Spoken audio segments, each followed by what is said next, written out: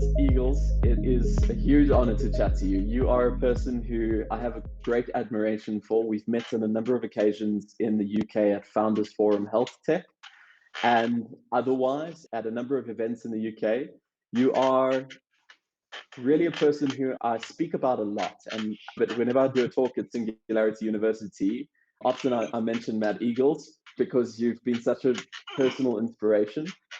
So it's my huge honor to chat to you, and I'd like to kick off by just saying welcome to SHIFT.stream and tell me what you do at the moment in your life.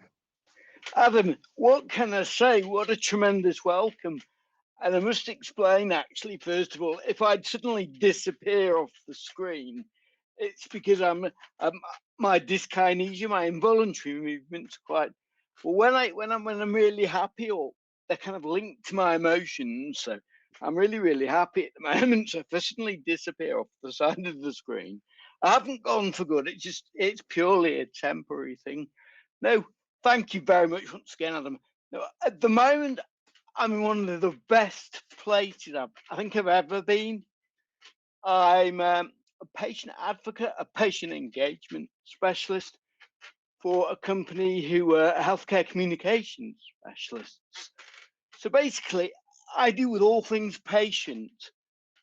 I give patients a voice where they might not have one.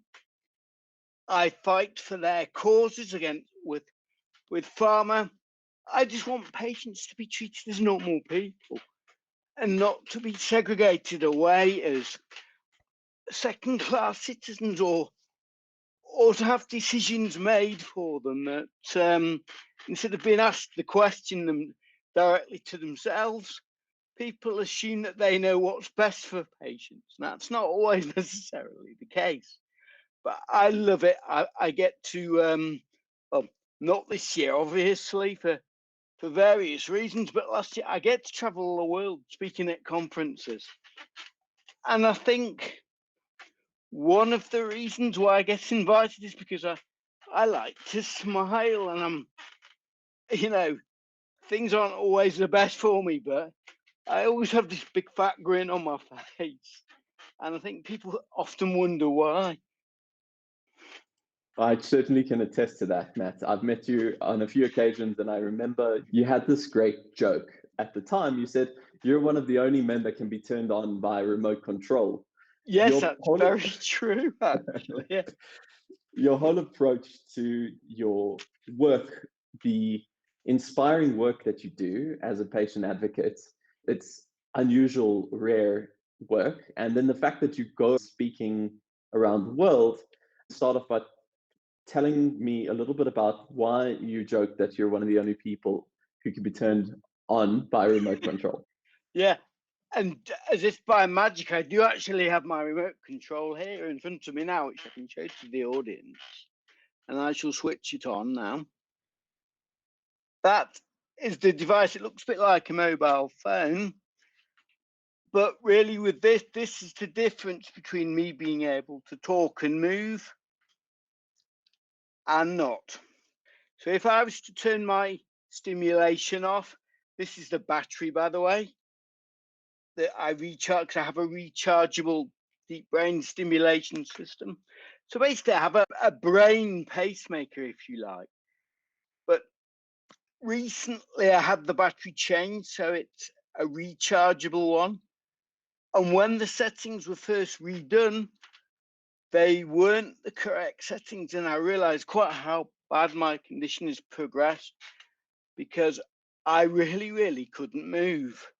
I could still just about smile, but it was seriously worrying. But this is my lifeline, and literally you could turn me off completely, and I would literally be like I was going to like a children's toy, if you like, where the batteries have run out.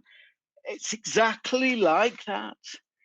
But I think it's phenomenal that you can do it to a human. I mean, I'm sure there's people, everybody wants to turn off at times. But yeah, no, it's actually my lifeline, Adam, and I'm so delighted to have it. But yeah, it was a difficult journey having the operation and what have you, but yep, still smiling. I can only imagine, and you're still an inspiration to so many people who, like you, have either Parkinson's or some other condition. I'm very saddened to hear your condition has deteriorated, but it is so amazing and so truly inspiring that you're still able to go out and advocate for patients' rights. As a patient yourself who has Yeah, benefited so much from technology, that this very there's like a meta process going on here. The yep, technology that enables you to do that is kind of like the same thing you're advocating for, right? Isn't that totally. amazing? It is amazing. And actually, for one, on one setting that I had that they set it to, I genuinely believed I was almost cured on one setting. For about half an hour in my life, I could walk upright without pain. I actually went with my wife to walk with the dog, and I genuinely believe this is it. This is it. And I kept on saying to my wife, I don't believe this setting. I'm cured. I'm seriously cured. Unfortunately, it didn't last very long and it went the other way completely where I couldn't move. But it just goes to show this technology is so powerful and so strong. And I remember when I went back to the hospital in February when I had my new battery to have it recalibrated, and it's so powerful. One setting made my cheek come up like that, as almost as if I was having a stroke. And yet, when he changed it, my face went back to normal.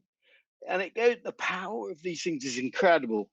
I genuinely believe if I could get the right settings in my in my brain, I'd be able to walk perfectly again. I genuinely believe that. And I mean, I believe it too. And I believe that there will be some future where that will be created for you, which is so exciting. Is that part of what motivates you to go out and do the work you do, Matt? I mean, it can't be easy to do the work you do. Can we talk a little bit about how you manage day to day?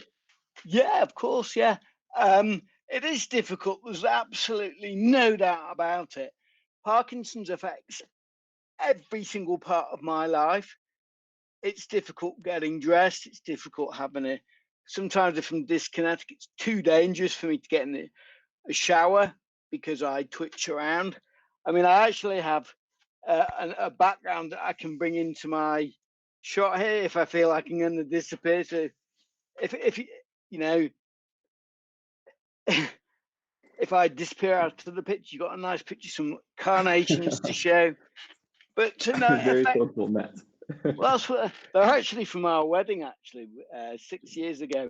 Oh, They're doing wow. really well, but they are plastic, which is a bit naff. But they look good. They look good. But no, I mean shaving. I don't know why I still shave with a razor blade, but I do, and I cut myself virtually after every time I shave. You know, even trying to. I mean, I'll show you the cup I use. I have to use a thermos cup with a straw because I simply can't carry a cup.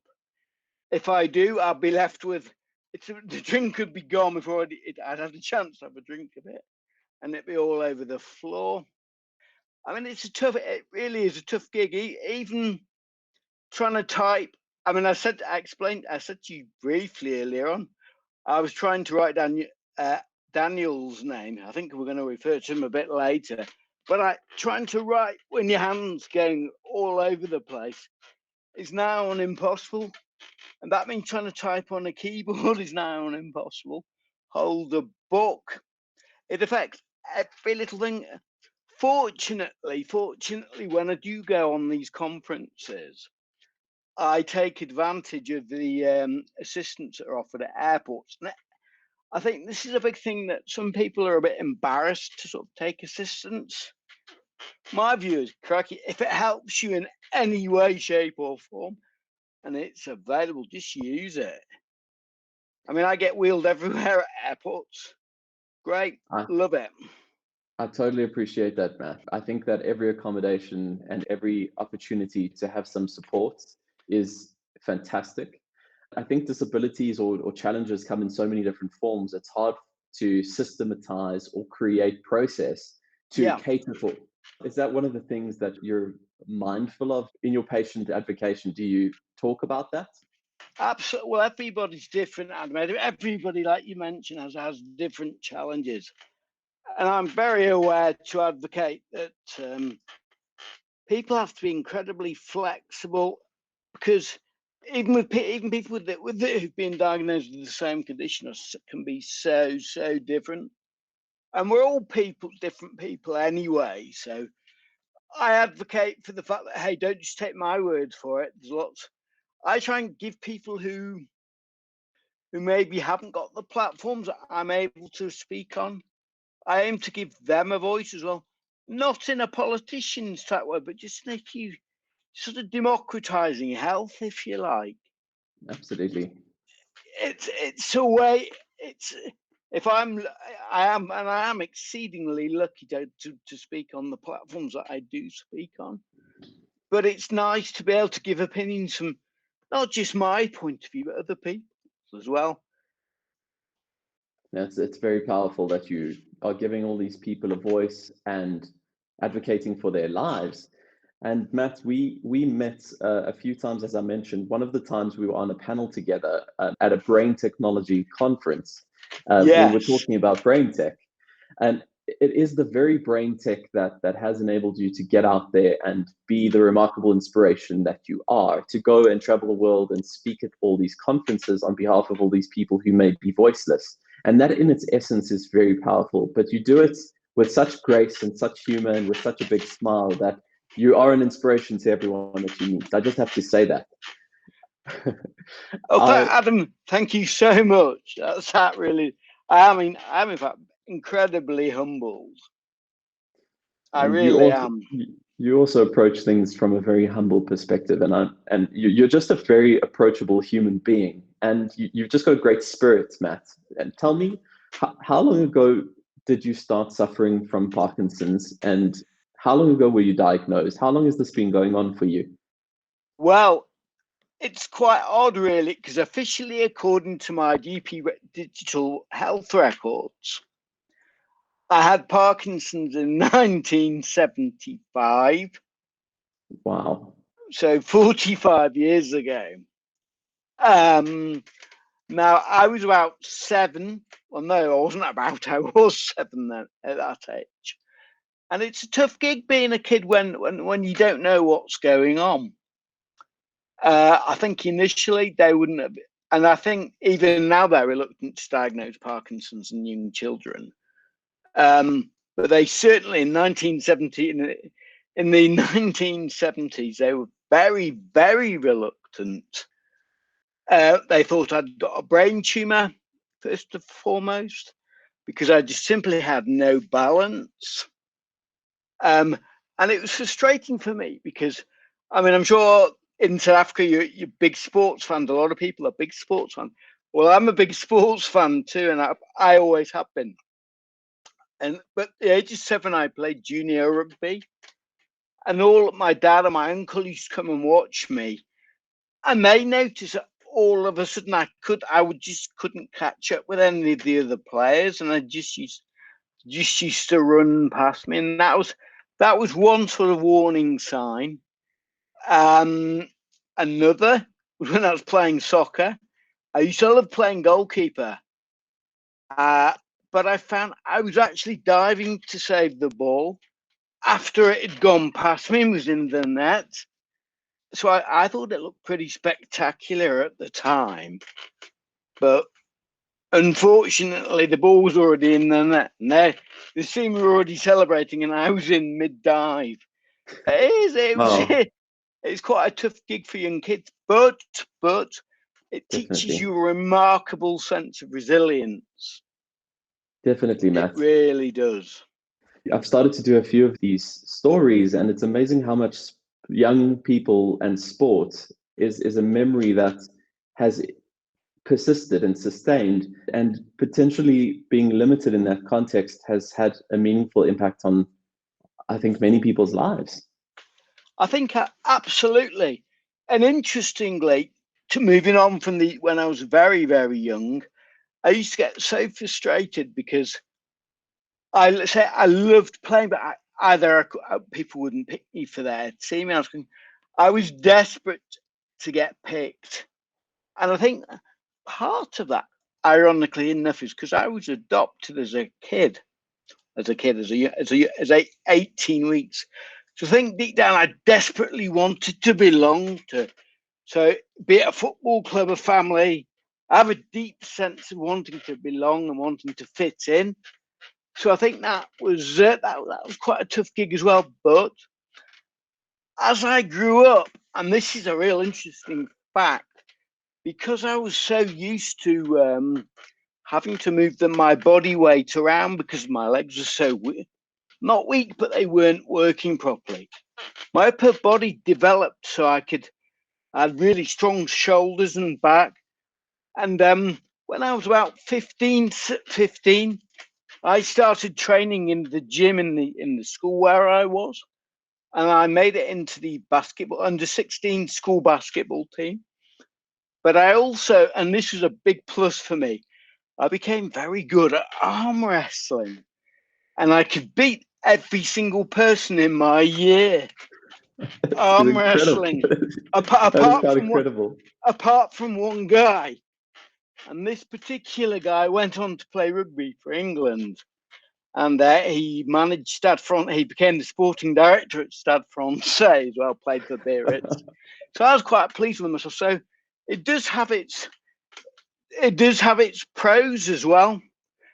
I struggled at walking, but boy, did I take satisfaction when I could press their arm into a table or something. Oh, great! It was wonderful. It's amazing how these positives emerge, and that might have given you a lot of confidence where otherwise you may have lacked that confidence. So you were able to find something where you really succeeded. Yeah, sure. And that's a very good point, which I've not really thought about before, Adam, to be fair. But looking back, I think it gave me a huge confidence. And I think it gave me, I know this gave me pride in how my body looked. And how I felt about myself. I mean, I've never really, and only when I was first sort of diagnosed when 7 or 8, I hated people staring at me.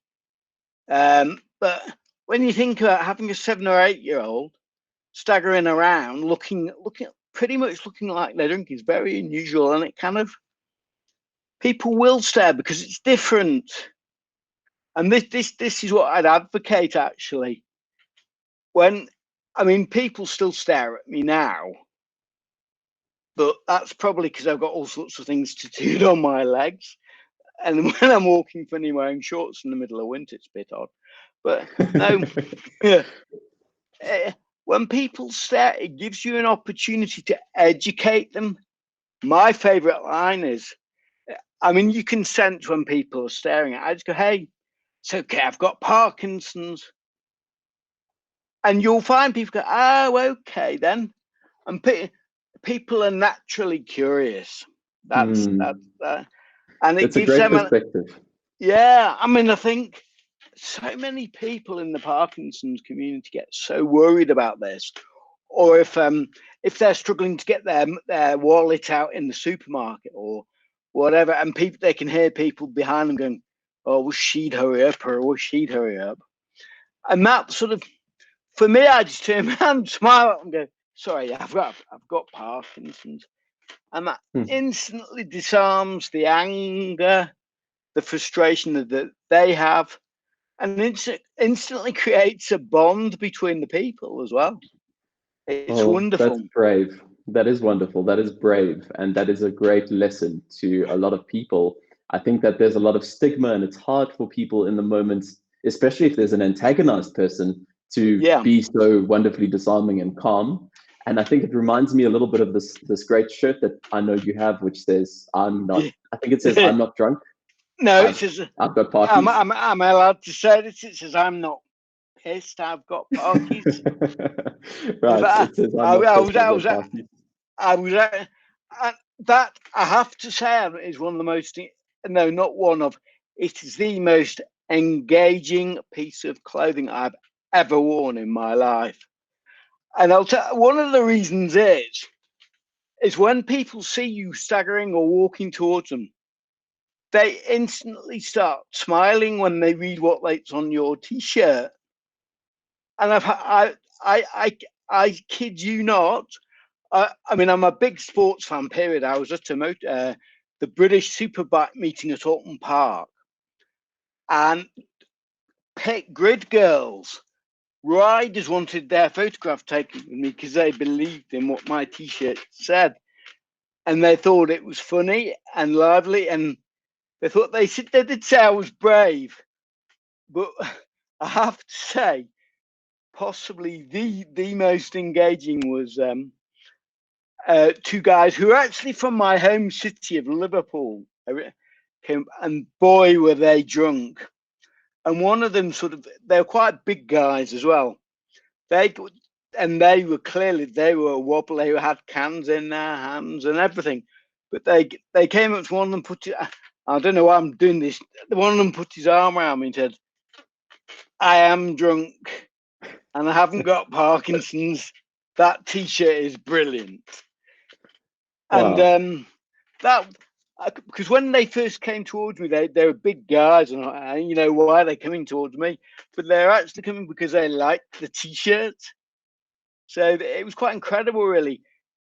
And some people think, and it's often people who haven't got anything to worry about in their lives, they kind of sneer a little bit and they're a bit sort of, ooh, it says pissed on that shirt. Well, it's like that's really the last thing to comment on. Exactly. Yeah. The whole people as a whole love it.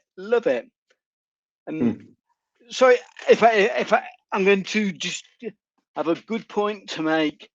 Nobody, and I mean nobody. You can see how emotional I get about this. Nobody should ever be embarrassed of who they are or what they do or how they look, because you know at the end of the day you are who you are. And this is why I encourage people just to go out, enjoy their lives and be who they want to be without fear. Because if you're without fear, that will, and you can show you're not scared of showing who you are, then that will resonate to other people. People get the vibe from you. People feel it. If you're confident in who you are and how you want to be perceived, people get it.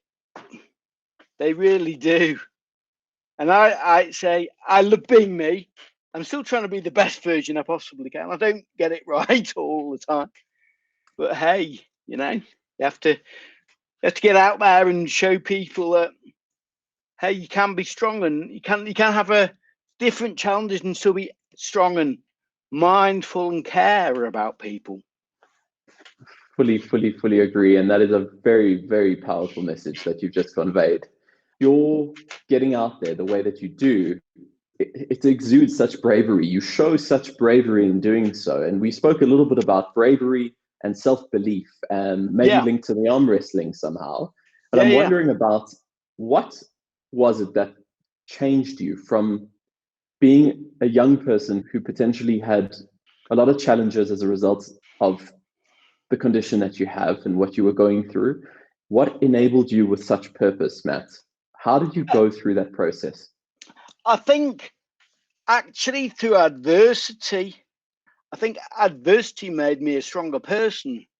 That in combination with, because I got bullied at school, and there was one particular holiday I went on with my friends.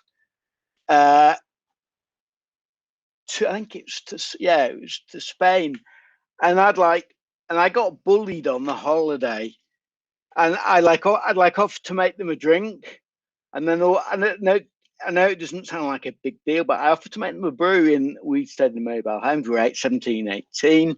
And then all of a sudden, midway through, I couldn't finish off the task. And that was simply because my medication had stopped working. And so they decided that they just emptied my suitcase full of clothes all over the floor and everything. And it was coming back from things like that. I'm realizing, hey, you know, that still it doesn't haunt me, but I think about that every now and again. Think, you know, even when I offer to make a brew for somebody else, I think, are they going to just mess me about? And I think that it's incidents like that have made me think, well, it's easier to be nice to people than it is to be horrible. And I think that's why I smile a lot. It's so much easier, and you can get such positive vibes from people if you just smile. Being nasty, being horrible, and being angry is so destructive to the soul. And I think that I decided at quite an early age that was how I was going to be. I was going to be a happy person, because when I was sad and when I was angry, you know, you get into destructive cycle. I mean, you might not know this, Adam. This might come as a bit of a surprise, but I used to get so frustrated with my Parkinsons. I used to just lie in my bed and just punch myself in my face and give myself a black eye. However, nobody, and I just said, when people asked me, why is your face a bit swollen, or why have you got a black eye, I said, oh, just fell over. And that thought, obviously, because it wasn't permanent, there's no scarring there, and I knew it'd go away. That was one way I used to sort of, I haven't done it for well over 20 odd years, Adam, but I used to do it it was almost kind of punishing myself, but it's moments like that are destructive that make you stronger. In fact, when you look back at it, you think, I did that. Why did I do that? What emotionally caused me to do that? Now, I realized from quite soon after I began doing that, and it didn't last very long, that it was just too destructive, and it was making my condition worse. Not better, is making it worse. So I kind of made a conscious effort to smile and to be happy, to fit in. But I also genuinely believe that people say, well, no, I think I regard myself as being lucky, really, because I've always had the opportunity through my family to do so much. I was a Cub Scout, I was a Scout, I went sailing, I got sailing qualification. I was just encouraged to do everything that everybody else did, and more. There were never any barriers put in my way of doing anything. Yeah, sure, I couldn't do all of them, but to me, that was just my life, and I had nothing to compare it to. And I think kids growing up are resilient. They do get over things quite quickly. Yes, they do have issues. Of course they do. Why, sometimes why me? But it's really a transient feeling, a transient emotion. I think when you realize that this is what is going to be your life, you have to make the most of it. And that's what I try and do. And that's really what I encourage anybody else to do that's in a similar situation. Be positive, because your positivity will rub off on other people. That is so true, because your positivity does. I've literally seen that myself in person. If I think back now, just looking at your whole life, you've mentioned that you were adopted very young and that you've had this desire to fit in through your life. Yeah. You had some very painful life experiences, some of which you've shared with us very bravely. You also had this immensely debilitating condition that could have knocked you down. And yet Yeah. nothing has knocked Matt Eagles down. There is immense power in that. And not only that, you haven't stayed at home with your condition and struggled in disability. You've gotten out there to inspire others, uplift them. So you've Yeah. really turned this life into something so positive. And there's a lot to learn from that. I think, Adam, one of the reasons I do it is because you never know when people, it's an underlying, I guess it's an underlying fear that I never know when I might need somebody from the general public's help. So I treat everybody the same. And one of the most interesting facts is some of the toughest, roughest, hardest people will open doors for me, get up. I shall never forget, about 13 years ago, I think it was, I was in the pub and I'd opened the door and there was a local, I guess you could call him a thug or renowned sort of hooligan or some guy that wasn't very nice to sort of most people. And my heart missed a beat when I went in because he was in my local pub. Anyway, he saw me staggering and he said, "Would you like a seat? Can I help you?" And I was so taken aback. And after that episode, even when he was in one of his, I was one of the few people he'd actually speak civilly to, smile at and help. Because he knew I wasn't a threat to him. I didn't treat him as anything special. I just treated him like everybody else. And I think that's what, because other people had been in fear of him. And I wasn't particularly in fear of him because there's nothing I could do to prevent it. And I think he sensed that as well. So whenever he saw me in town or in the city and we're in the same place, he'd come over to me and maybe buy me a drink or something and say, "Hi, how are you doing?" But people, you could see it was like the parting of the sea when he walked through the pub. Everyone was like, "Oh my," because he was a big guy covered in tattoos and everything. But he was actually a really nice guy who'd had a rough time, and he was finding it difficult to get out of the spiral of violence and drinking and what have you. But I don't know, we kind of clicked. And whenever I was in the same place, he was always really well behaved. It was funny. It was really strange. It's also incredible how these small interactions that Yeah. you mentioned have changed, have actually changed your thinking. So it's so important how you react to someone, how you behave towards someone, because you can leave an impression, even inadvertently, and even in a small interaction on that person that they might carry for many years to come. It's interesting as well. I mean, it's even in this digital age, Adam, and I'm particularly finding it because I'm working from home now on big Zoom calls. I'm sure you've done them as well. When you have a whole dashboard of people in front of you, normally I make an effort to introduce, if I don't know them, I'll introduce myself to every single other person on that board because it puts people at ease. There's nothing worse than seeing people's faces and they're going, "What do we do now?" And I just go, "Hi, how you doing?"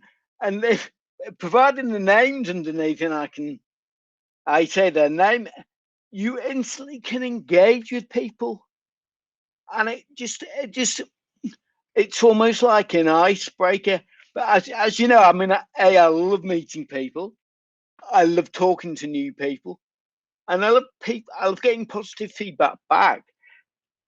And when I present as well, if somebody's kind of looking at their phone, I won't call them out, but you can direct the conversation towards that person to make, because if they're on their phone or not looking at you, then they might have a family emergency, which is obviously completely understandable. But if somebody is sort of looking at their phone thinking, "Is it time for lunch yet? What time is it?" or whatever, then I'm not engaging them properly. So I'll make a special effort to pick on that one, not pick on them, but engage that particular person in the audience and sort of ask them a question and engage them, because I'm obviously not doing my job properly because people are people are not paying attention. I can't imagine anyone not being engaged in a conversation with a charming gentleman such as yourself, Matt. So No, it's true. And sorry, Alec, I need to add this as well. It's so interesting because I have a lot of dealings with big pharma companies, and having had so many years of really good help. I mean, I reckon I worked out the other day that I'd taken over 230,000 units of medication in my life so far, which is incredible. Oh, and when I was first given L-Dopa aged 8, I was actually given 50 pence to take the medication by my then doctor, because I mean, he must have suspected I'd got Parkinsons or whatever.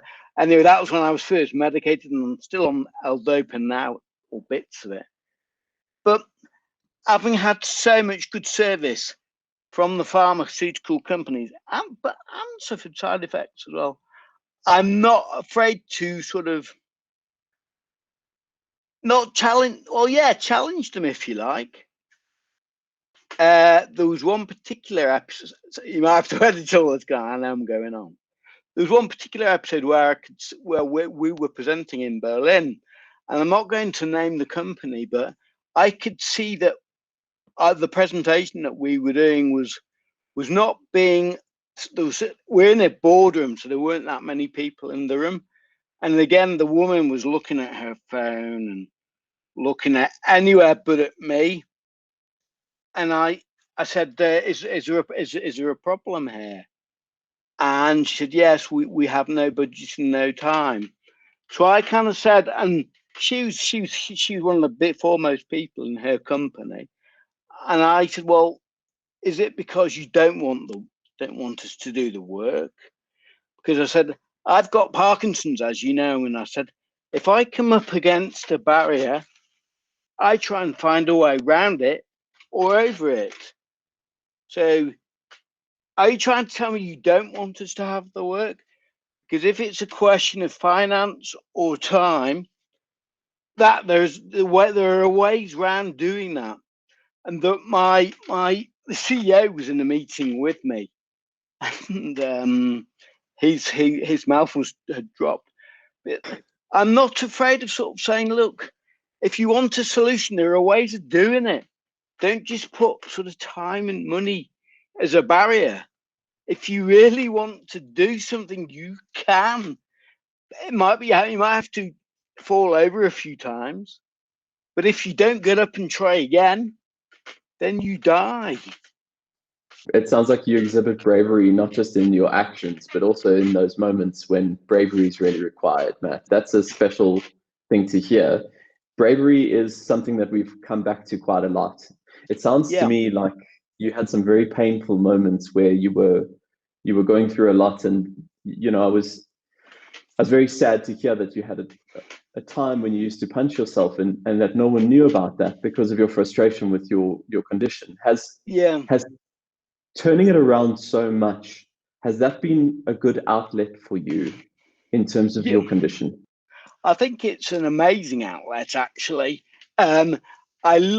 Being busy itself allows me to sort of I suppose it's distract from the internal pressures of having Parkinson's every day.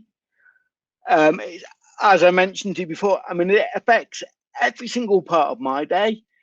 I struggle to make my own food. I struggle to, and I can still wash up, but half the water ends up on me as opposed to the dishes. But I mean, that's just one of the, and I break a lot of crockery as well. But I think, I like to be busy because helping other people and just being kind. I like to be kind to other people. Makes me be kind to myself, which I think is super important as well. You've also started channeling that energy into boxing. I'm aware from your social profiles. Now, how amazing is that? You've suffered with Parkinson's for a long time, and yet you still managed to get out there and you're boxing now. So how does that work, and how has it been for you? the boxing video you refer to, do you know what? I've always followed boxing ever since. As I mentioned, I'm a big sports fan, and when I was young and I couldn't do anything, I used to listen to my radio. I used to lie on my bed with my radio by the side of me and listen to boxing. And I'd always felt, I'd wanted to be a bit of a tough guy, and always kind of thought, yeah, I'm a bit of a scrapper and a fighter. But no, the boxing for Parkinson's, it's an outlet for frustration, but much more important, it does help you with your balance. And ironically enough, the lady in the video is I shall see her tomorrow again. She puts me through my paces, and I think it's all up. So it's almost like rewiring your brain to think differently. It's simple things like having a wider stance makes it easier for you to sort of balance. There's little tips and hacks, and keeping moving, and just the sheer energy that you exude by sort of boxing is brilliant. I love it. Even putting the gloves on, it makes me feel, yes, come on. But also, I'm quite, as I mentioned before, because I'm still quite powerful upper body, so I can actually pack quite. If my balance is right, I can actually pack quite a hard punch, with particularly my right arm, not particularly my left arm, but it helps with your balance, helps, and just as in, it helps with your well-being as well. Absolutely. I've seen you in that video actually like giving it a real go there, Matt. You were. Oh yeah. It was quite a phenomenal sight and inspiring. And I knew that there was a therapeutic angle to it, but it's so great how you're channeling. Your whole life has been channeling challenge and immensely negative things into something that is not only positive in your own life and for yourself, but for others. And that is, I think, the idea of purpose. It's interesting, actually, because I've skydived, I've tandem skydived, I've abseiled and things like that, but I haven't done those things to try and impress anybody or anything. I've done them because, like the boxing, it's something I've always wanted to do, and I've never thought is my Parkinson's going to be a barrier. I've just thought, I want to do that. I'm going to find a way of doing it. And ironically enough, just before I did my skydive, I was on had an syringe driver full of morphine, which I used to have in my pocket. I used to have to inject it every day. And the last time I ever used it was just before I went to do my tandem skydive. I took the needle out for the last time and then put it in its packaging and said, right, I'm not going to use that again. And then went up in a little plane, and they didn't shut the door till we got to 5,000 feet. And then obviously I was strapped to somebody else. But to be honest, I would encourage anybody that would like to do this thing, because when the chute opens, I know when you watch it, footage of people skydiving and they seem to shoot up, that's not actually the case. I mean, I'm sure basically what happened is the person that's filming you is still in free fall, so you suddenly appear to shoot back up, but when it's really the camera person is still falling. But yes, it was actually a really, really peaceful moment, and it reminded me of when I was younger. My father used to pick me up underneath my arms and hold me in the air. Wow. And it was so peaceful, and it was quite an emotional moment, actually. And you can feel the wind on your face, and brilliant. I'm actually going to be doing a wing walk in October as well on a biplane. Really? Yeah, all things being equal, COVID and everything else. But it's a bit badly named, because you don't actually walk; you just strap to the top of a biplane as it flies around. So yeah, I'm looking forward to it, really. That's very, very, very cool and very encouraging and phenomenal. Actually, it's phenomenal. that that moment of stopping morphine and deciding that you're not going to use this anymore, coinciding with this brave moment of going up into a plane and jumping out of it as Yeah. a person who's suffered from Parkinson's. I mean, that is such a beautiful metaphor. Did you attribute the moment of stopping to the bravery that you were about to need to demonstrate to be able to get in that plane? Do you know what, Adam? It never crossed my mind. I was just fed up. I mean, it was apomorphine, which is, it was just a different way of delivering the drug into my system, but it had caused me so many issues that I thought that's enough. And this was a moment where I thought, I'm not going to be able to wear it when I'm in the plane. I don't particularly want to have to keep doing it. So yeah, I guess it was a finite point was there. Enough's enough. I'm not gonna put it in again. Yeah, I guess it was, but I don't. The way you're describing it is really, really cool. And I guess in many ways I've never really thought of it like that either. I just did it because it was a pain and I didn't want to hurt myself with a needle in my stomach jumping out of a plane. But I guess a lot of the stuff I do, I mean, for example, I'm 51 now.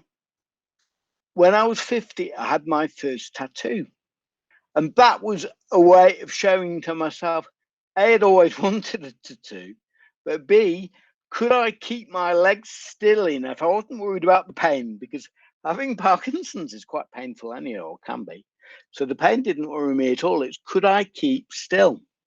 So as I'd always wanted to be Jacques Cousteau when I was growing up, to be a marine biologist and solve the problems of the high sea, I desperately wanted to be him, and sail the seas in my own boat and wear a beanie hat and look at the welfare of sharks and things. So I've actually got a shark now tattooed on my bottom of my leg. But I didn't. Unfortunately, I didn't let it stop. I've now got 6 tattoos on my legs. I've got a. So that's my maybe. But I like them all. But funnily enough, I know you mentioned my positivity. The project that I'm most proud of, Parky Life, which is a wellness project, and it's a way of living really positively with Parkinson's. I actually have the logo, the Parky Life logo, tattooed up my chin, and that to me proves it's not just a transient sort of project that we're doing at work. It's a way of thinking. It's a brighter side of Parkinson's. It's a way of perceiving situations, turning potentially awkward situations into positives. I mean, this is a Parky card. I just have one here. This is Dave Clark, who has only just retired from being a Sky Sports commentator. And these are one of the cards. And he's an inspirational character as well. And these Parky cards are just so inspire me to inspire other people. They're colourful, they're bright, and I think that's how we should see the world. If we're suffering at all, you have to see the brighter side of things. I think it's exceedingly important to your own well-being and to that of your family, for that matter. Because of course, it's not just about me. My Parkinson's affects my whole family in some in one way, shape, or form. For my wife, sort of not having to, but she makes my lunch, for example. She doesn't have to. But that affects her. She could be doing something else that she enjoys. I know that's what husband and wives do, but she doesn't have to do that. But she does it because she loves me and she knows I can't do it. So partnerships and yeah. Incredibly uplifting message. It's very, very cool to hear. And Matt, you're obviously successful in your getting tattoos. So you've gone in a short space of time from 1 to 6. Yeah, they're all on my. Ironically enough, they're all on my legs as well, because I don't really like the look of my legs. On my lower legs, I might say so. Now I can actually look at my leg and think, yeah, I've got an orca opposite my shark, and it actually gives me a sense of pride now. I can look at my legs and not think, oh, look at excuse me, look at your scarry legs. They actually look good now. Well, that's amazing. You can always choose a different avenue, and you seem to have demonstrated that so many times in your life. I appreciate what you're saying about the great impact this has on every moment of your life, on every person in your life. But remarkably, you've turned this into something not just positive for you, but as you say, positive for others. In fact, you have an effect on every person you meet, and that's something. That's really something. I think sometimes people don't, and I know it sounds crazy in this world, but sometimes people don't know if I sort of stagger up to somebody and sort of, people often don't know quite how to react to me. They don't know whether to ask me for help but I just disarm them just by sort of saying, it's okay, I'm okay, therefore it's okay for you to be okay as well. You know, it's you kind of disarm people, and once you can get over that initial hurdle, and like with the t-shirt that we mentioned before, that's very disarming as well. And I don't know, it's like being me. And I also think I'm not very good at being sad anymore, and that's another thing. I'm just not very good at it. So try and avoid it at all costs. You've actually turned such negativity into such positivity that now you're up for, I saw on the BBC News, you're up for an award for being a positive role model in the nation. Yeah, that was, there's a story behind it as well, because I mentioned before I was adopted from Liverpool. I think it was 18 weeks, I think I was. Now, the adoption agency, the Lancashire and Cheshire Adoption Agency, was wound up in the 1980s, and they had their final winding up service where they invited a lot of previous people who they'd managed to adopt and find homes for. They had a service in the Anglican Cathedral in Liverpool. Now, this is actually where the award ceremony is going to be for the National Diversity Awards. So for me, it's going to be a real, because I went to that service back in the 1980s, and I haven't been to that church since. I've been to Liverpool many times, but I've never been back to the church. So to go back, it'll be almost like, and to be shortlisted for a National Diversity Award as a positive role model in disability is like, wow, this is almost my life is almost complete now, because wow, it's almost like coming back home. So I feel quite emotional saying that, actually. But I've got shivers. Yeah, I mean it's literally like a full circle. Yeah, absolutely, absolutely.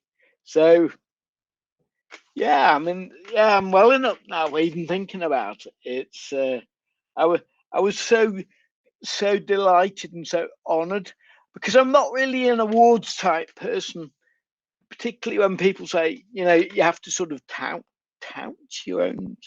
I mean, I do what I do. I don't go sort of, I'll share stuff on social media, but I won't say vote for me type thing.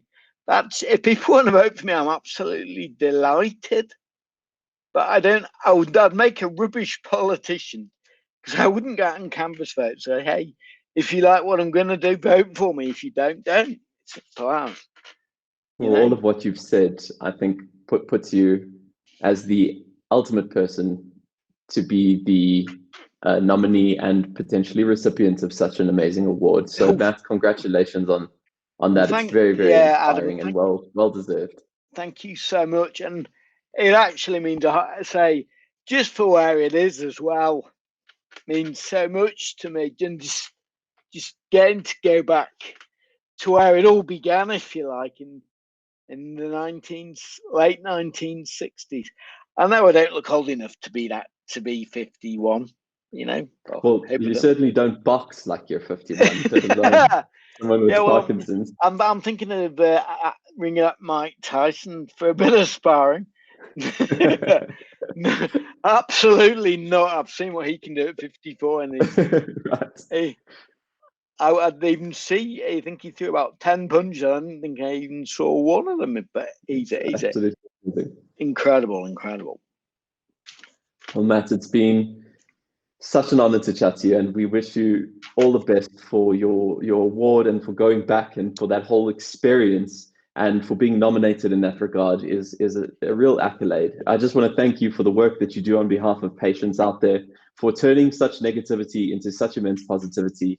I think you're a champion, Matt, and it's been a huge pleasure to chat to you today. No, thank you for giving me the opportunity. And I believe there's a young man, is he called Daniel? That's correct, Matt. Yes. And he sounds like an incredible young man to me. And Daniel, if you're listening, what you should do, my advice to you guys, and what you should do is just be yourself, be strong, be brave. But more importantly, do what you want to do. Having a wheelchair is cool. I have a wheelchair. You can do some amazing things in it. But be brave, be careful, be kind to yourself, and people will be kind to you. And you'll have a fantastic life, my friend. And I wish you all the very, very best wishes. Thank you so much, Matt, and thank you for taking the time to send that message. My pleasure, my absolute pleasure, Adam. Thank you.